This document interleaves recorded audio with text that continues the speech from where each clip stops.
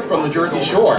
You may be familiar with some of my work on The Weigh-In, a boxing website. I'm also the co-author of the upcoming boxing book on the history of the city. My co-author is also on the panel today, John DiSanto. He's the first person I'd like to introduce. John DiSanto is the founder of PhillyBoxingHistory.com, the Briscoe Awards, and he's also the chairman of the Pennsylvania Boxing Hall of Fame. We also have Dave Weinberg. He's a longtime boxing journalist who served as the primary boxing writer for the Press of Atlantic City for over 30 years. Over the years, he has won numerous awards for his outstanding coverage of the sport from the Boxing Writers Association of America. He is a member of both the New Jersey Boxing Hall of Fame and the Atlantic City Boxing Hall of Fame. We also have Mr. Dave Bontempo.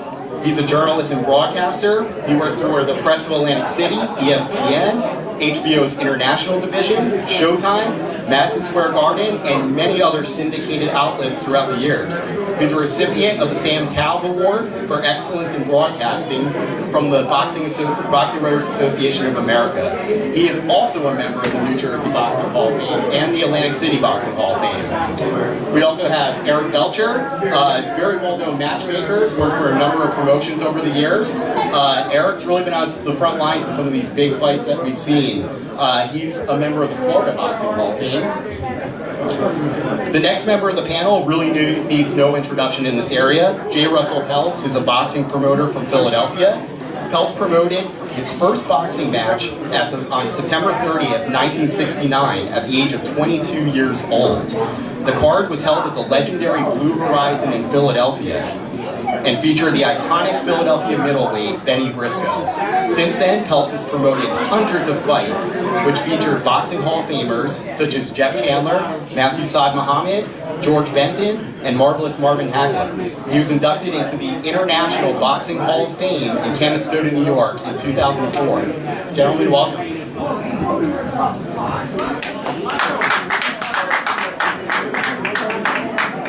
So the first question I'd like to pose to the panel is, this year's class of the Atlantic City Boxing Hall of Fame consists of a number of notable fighters and members of boxing's so-called supporting cast. Going along the panel, please share with us one memorable story about or an encounter with one of this year's inductees. We'll start with Russell.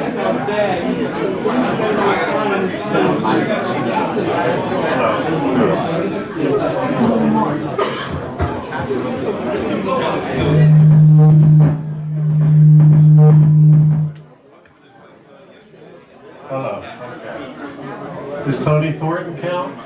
No, seriously. That's this year. Yeah. Okay, I'll tell you a personal story about Tony Thornton. It's in my book.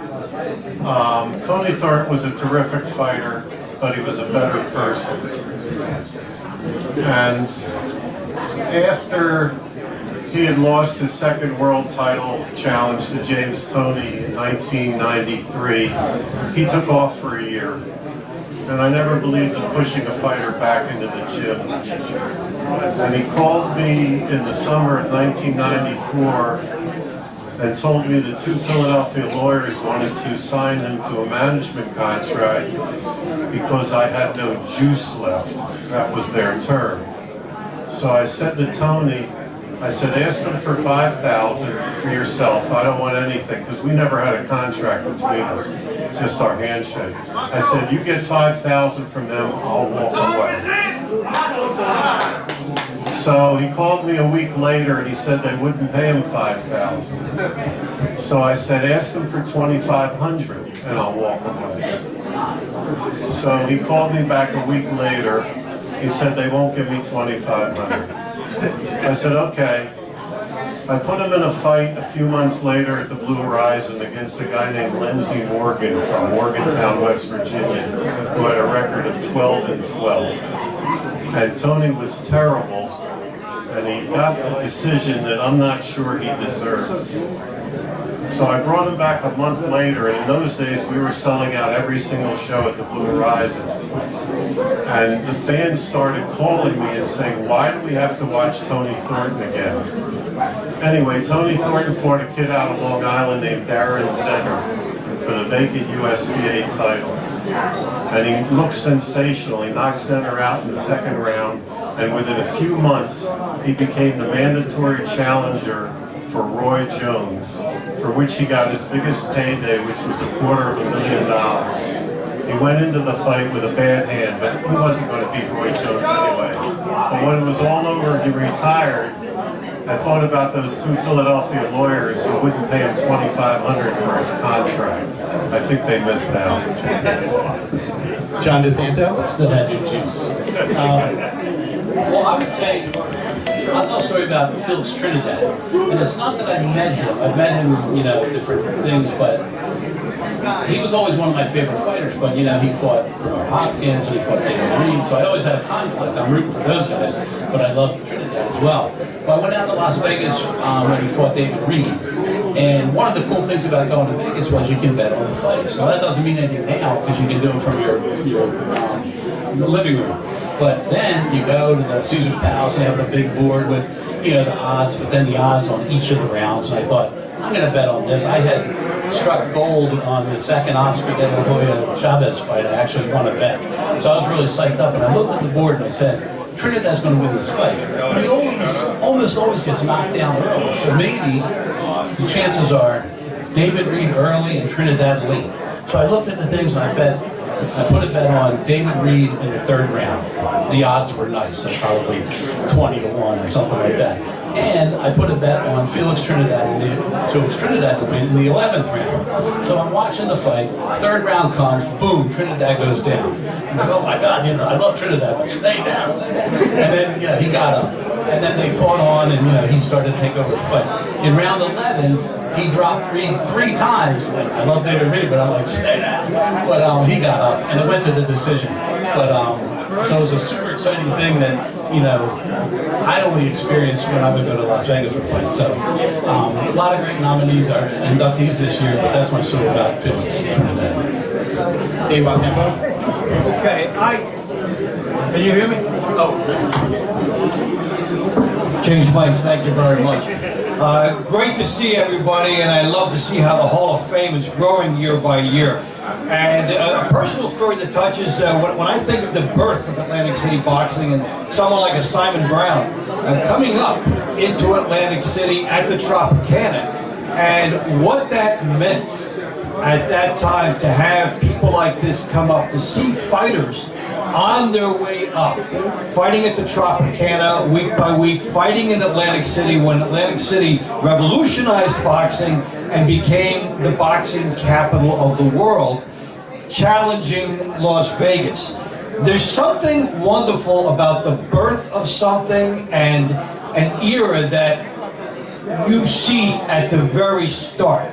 And these guys, Simon and many fighters coming through Atlantic City at that time, were part of what has led us to today because of what Atlantic City has meant in the world of boxing. So between the boxing of the Tropicana, between networks being here and way over 100 fights at Atlantic City in 1982, there were different tenets of that, and the Tropicana aspect was one of them, and the Philadelphia Fighters brought by Russell Peltz was another one that we could come and see these fighters compete here.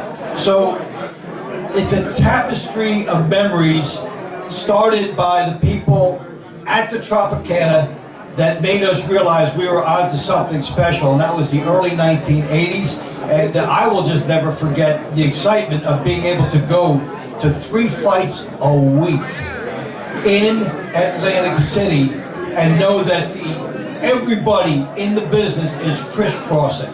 So I would say that that's a personal memory, and I'm grateful to have seen it on the way up to what later led to a television career, but there was nothing that ever compares with the birth of boxing in Atlantic City, and these nominees being part of it. Weinberg? Hello everyone, thanks for stopping by. I don't know if he's in the class of 2020 or 21, but Pavlik's arrival in Atlantic City was really stood out for me. When he fought Jermaine Taylor for the world title for the first time here, no one really gave him a shot. I remember going to some people and thinking that this was kind of a gross mismatch. Even though Kelly had an outstanding record, Jermaine had never been beaten, had beaten Bernard Hopkins, and he was standing over there with him.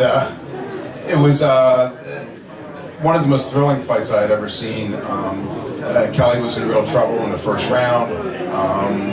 Jermaine was just unloading on him, and the crowd was wondering if this was going to be like another, first round stoppage. To his credit, referee Steve Smoger, also from the area and a member of the Hall of Fame, kind of knew what Kelly's background was like, and that he'd be able to rally. So he let the fight continue.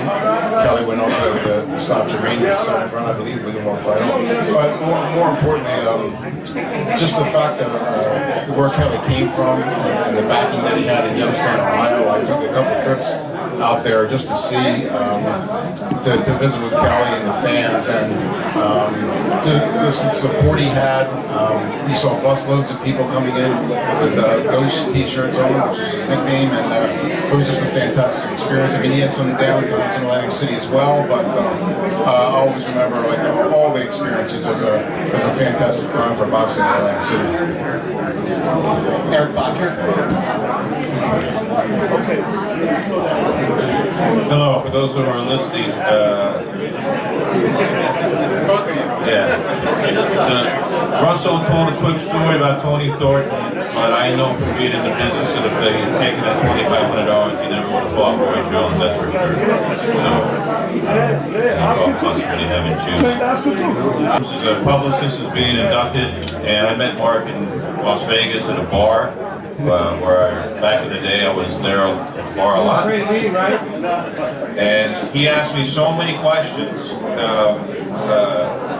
that were not annoying, and I tease Mark all the time. I tease him way too. I remember that because he asked a lot of very insightful questions, and besides the fact that if you go to a show in Atlantic City or Philadelphia today, more often than not Mark's working the show. Besides that fact, what I took from everyone up here, myself included, is like Mark, in that we're fans, almost first. I mean, this is a business for us. We make our living in it, but what we all have in common is that we're fans, like you guys. So it's I have nothing to do with it on a professional level. I'm here as a fan, and I'm enjoying this. I hope everyone else enjoys it too, because what Ray and his people do here is very neat. In a way, you should go up to him this weekend at some point and thank him, because this is done from the heart, and you can tell. That's it. Thank you. So I'm looking out across the room, and the poster for the 1963 World Middleweight title fight between Philadelphia's Joey Giardello and Dick Tiger sticks out to me. This was the first world title fight that was hosted in Memphis. Please tell us what your most memorable world title fight was, and let's start with Russell Peltz.